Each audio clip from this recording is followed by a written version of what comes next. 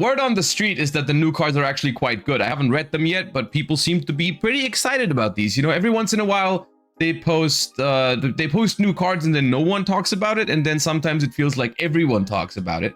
And these are definitely the latter.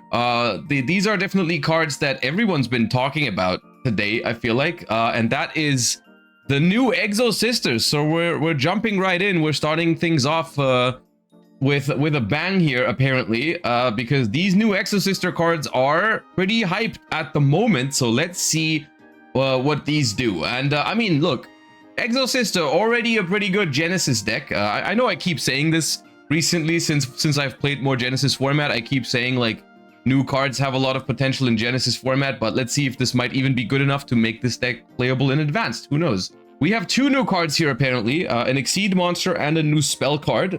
So let's see what we've got. We've got Exosister Carmyle, level 4 Dark Fairy Exceed monster. Not generic. It does require 2 level 4 Exosister monsters. You can only use the first and second effect of this card's name once per turn. If this card is Exceed summoned, you can activate this effect. During the end phase of this turn, set an Exosister spell trap from your deck, graveyard, or banishment. Okay, that's nice. That gives you access to disruption via getting you Vadis or Returnia, I believe is what the traps are called. Can even set from graveyard or banishment, so you can, you know, on follow-up turns, you can reset your trap cards, which I believe previously Exosister didn't really have a way to do that. I think they would just play multiple copies of the traps to be able to set them up over and over. Maybe I'm wrong on that one, but I don't think they had recycling for the traps, but let me know if I'm wrong on that. When your opponent activates a normal spell trap card or a monster effect, quick effect, you can detach all material from this card, and if you do, that effect becomes add 1 card from your opponent's graveyard to their hand. Oh. Y'all, I thought the first effect was going to be the good effect. I was expecting like I was expecting a small bonus effect here. That second effect is good. That's basically better than an Omni Negate. Not basically, that is better than an Omni Negate in almost every case I can think of. I guess the only case where it's not better than an Omni Negate is if you have no cards in the graveyard. Because then I don't think you can activate it, even though you technically detach for cost. Oh no, you don't even detach for cost. It's not a cost to detach. Yeah, if you don't have cards in the grave, I'm pretty sure you can't activate that, but most of the time that's not going to matter. It's basically, yeah, it's like Phantom of Yubel, but also for spell traps. And what you change their effect into is also much better than that. Because you can add, like, I mean, here's the thing. Your opponent chooses the card you get, because you're changing your opponent's effect to add 1 card from your opponent's graveyard to their hand, which means your opponent gets to pick the card that you get. But still, depending on what kind of cards you have in your graveyard, they're gonna have to give you something of value. Like, they're gonna give you the worst card from your graveyard to your hand, but still, even the worst card in your graveyard is gonna be pretty good because it's basically free. So it's like an Omni Negate that also gives you back the worst card from your graveyard, which is pretty insane. On top of all of that, this is your opponent moving a card out of your graveyard, so it'll trigger all of your main deck Exosister monsters to rank up, because it's technically your opponent doing it, because you're changing their effect, which basically makes it so your opponent can no longer really play around your Exosister rank up effects, which is always something that Exosister had, right? Where certain decks could play around it better than others. Some decks were very, very reliant on the graveyard, so it was harder to play around it. But in a lot of decks, you could just try to play around the rank up effects by just not touching your graveyard with anything, right? This is a crazy card. I'm not gonna lie to you, but I also, like, I feel like this is a crazy card that they are giving to a pretty fair deck, because let me be honest with you, without Dimension Shifter in the equation, I've never had a problem with Exosister. Like, Exosister is not a bad deck by any means, but I've never had an issue with anything that it did other than Shifter and like maybe Dimensional Fissure, which is basically the same thing, but for going first, right? So like Exosister is a fair deck, I would say. I would say that. You know, the interruptions they set up are actually quite fun. You know, you've got some banishes and you've got some punishing graveyard interaction and stuff like that. It's a fine deck in my opinion. So I don't actually mind that they are giving Exosister a really good card here, because I feel like it deserves it. You know, outside of Shifter, I think it's a cool deck, and it's really been behind a little bit on power level. So I vibe with it. It's a really powerful card, so I'm very happy it's not generic. They could not have made this card generic. This card in generic would have been insane. So, but no, it's really good. It is really, really good. I'm not gonna lie to you. This is, I mean, at the very minimum, that's gonna make the deck insane in Genesis, and we haven't even read the second card yet. So let's do that before we make any guesses on how good the deck is, like, in total. We have a continuous spell here, Exosister Bat Mater. Continuous spell card. You can only use the first, second, and third effect of this card's name once per turn. When this card resolves, add 2 Exosister monsters from your deck to your hand, then discard a card. Ooh, this is something they needed too, right? Consistency, filtering, discarding bad cards from your hand. You know, you draw a Charmy, but you're going first, you discard it. This feels like something that Exosister wanted for sure. Searching any 2 Exosisters is crazy too, because that makes it super easy to, like, because there's a couple of Exosisters that you might think are mediocre, but when they are drawn in pairs, they're really good. Like, there's the one that just draws you a card if you control another Exosister. And this is something that lets you set that up very easily. So it's gonna basically make it so Exosister always has multiple pushes, because you can search a normal summon and you can search Martha. That's already a crazy good start. Specific Exosisters? Yeah, okay, sure, yeah, yes, you're right. You do need specific Exos, because they always come in pairs, right? But because it searches 2 Exosisters, you can much easier set up those pairs, right? Yeah, that's yeah. You can target one face-up monster you control. Immediately after this effect resolves, normal summon an Exosister monster mentioned on it. This is the type of bonus effect. This is the type of bonus effect that you think doesn't matter as much, but then in practice, it's gonna make the deck a lot less clunky, because you can just, like, double normal summon for free on a card that you will play anyways. Like, you would play this card already if it just had this effect, right? That's the thing here. We would already play this card in Exosister if it only did this one thing. The fact that it also does this is just a really nice bonus, because every once in a while you're gonna get another normal summon, which is really good. If a monster is sent to your opponent's graveyard, you can make your opponent banish one of them. Ooh. Make your opponent banish one of them?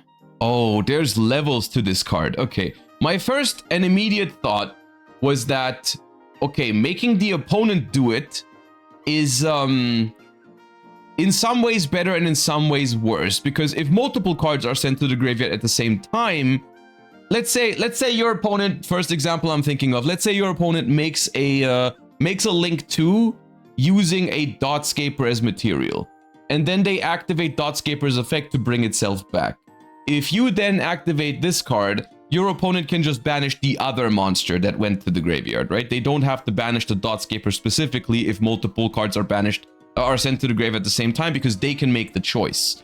But still, whenever one monster is sent to the graveyard that then activates its effect or anything, and you want to banish that one, you can easily force your opponent to banish it. But also, forcing, once again, similar to this card, I'm pretty sure that the wording on this makes it so that because your opponent is the one doing it, you can trigger Exosister names, right? Like, this can even work going first, right? Like, let's say you have a main deck Exosister monster on the board, and your opponent uses Ash Blossom. And then you force your opponent to banish their own Ash Blossom. That can trigger your main deck Exosister on the field right now, right? I feel like I'm interpreting this correctly. That's crazy. Both of these cards are crazy. This is kind of like what I feel like you could come up with if someone told you, make the best possible support you could for Exosister in 2 cards without them being, like, completely absurd, right? Like, it's not like the cards read win the game or anything like that. It's not like something where you would just give, like, the most custom card you could ever imagine, but it's like borderline the craziest you can make a card while it's still realistically printable. You know what I mean? Like they are absolutely nuts without being completely unreasonable. Like when I say they are very, very good, I don't mean they should never have been printed or whatever, because once again, Exosister at its core, pretty fair deck, and I don't have a problem with it, so I don't hate that they make these cards here. They are really good though. It's kind of like a Holy Sue level legacy support, I think, where it's like you could not have made these cards any better even if you really wanted to. Okay, so what does this mean? Genesis, without a doubt, Exosister is going to be nuts with these cards, especially if Shifter stays at 10 points and Exosister doesn't gain any points. At the very minimum, once these cards come out, Exosister is going to receive points. 100%. We don't even have to talk about it. And even with points, it'll probably still be good because these cards are nuts. In Advanced Constructed, will this make Exosister meta? I doubt it's going to be like a tier 1 top tier deck, but definitely more playable on a rogue level. I mean, Exosister at the moment is probably like a tier 4 deck, if anything. I could see this catapulted to like tier, maybe upper tier 3, or maybe, you know what, let's be generous here. These cards are really good. Let's say tier 2. I'm feeling like it could be a tier 2 because you know what, if they go first now, this is scary stuff. Like this is it's powerful stuff going first. The spell card can be searched as well by the Exosister Exceed that searches spell cards, which is Michaelis, I believe. So a Michaelis can search this, if I'm not mistaken, and then that sets up for further rank 4s. And then you can make Carmel, and Carmel also protects you from Nibiru. So it's like, going first, it can really put up a fight, I feel like. Going second, it's going to depend a little bit on the power level of the format, because if the format is very removal heavy, then because this is a continuous spell card, it can be interrupted somewhat easier. You know, if your opponent has a pop, they can just pop this card. And a powerful rank 4 does not matter if you get interrupted before you can reach that point, is the thing, right? If your opponent has, like, for example, Yummy, you're never gonna get to a rank 4 against Yummy going second. That's just not happening. You know, they're gonna book your Exosisters, they're gonna pop your Exosisters. It's gonna be still very hard for Exosister to stick to level 4 monsters on the board going second, right? This is the one thing that this engine or these new cards don't fix, is how does Exosister get two bodies onto the board? Because it's an extra deck monster and it's a spell card that technically gives you a second normal summon, but it requires you to have a monster on the board to do that. So if your opponent has, like, you know, Murakumo and wipes your board, you won't have a second normal summon from this because you won't have an Exosister monster on the board, right? So doesn't necessarily help as much going second, but helps a lot going first. So, I mean, to be fair though, the same can be said about, like, for example, Yummy. And Yummy is a good deck in Yu-Gi-Oh as well, you know? Like, if you go second with Yummy and your opponent has a lot of removal, that's hard, you know? But Yummy still ends up being a top tier Yu-Gi-Oh deck because it has a lot of room for non-engine. And Exosister kind of has that too, you know? Like, this Exosister has always been relatively big on non-engine.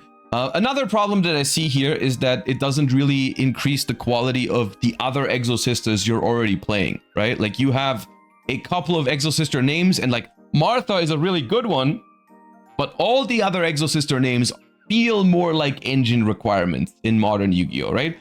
They can, like, 2-card combo, right? Yeah, they can.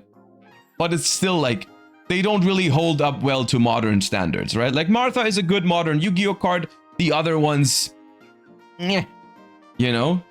But, yeah. Good stuff regardless. Good stuff regardless. Don't let that distract you that Exosister has more YCS wins than Malice. That is a very fun fact. I like that fact a lot. It's very fun. Good stuff regardless. Very, very good stuff here. The only other news we have is we don't have the effect on this card yet, but there's a new Sword Soul Synchro announced as the new V-Jump promo. A new level 8 Synchro called the 3 Brave Sword Souls, which, you know, if they want to make this good, That's definitely a possibility here. So people, the Sword Soul fans, and I mean, I'm just assuming it's going to be mainly Sword Soul support because it has Sword Soul in the name. Could also be more like Albaz or whatever, like the entire lore support. But I guess we're going to wait for the effect on this one. But let it be known, they also announced more Sword Soul support coming soon.